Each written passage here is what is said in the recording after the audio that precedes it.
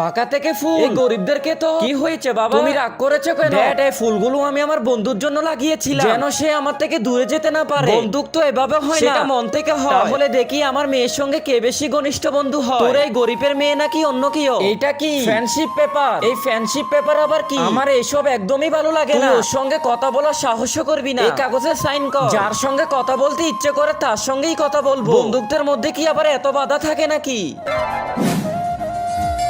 আমি তো টাকাগুলো রিমোটের নিচে রেখেছিলাম। এই কাজের মেয়ে এখন তো চুরিও শুরু করেছো।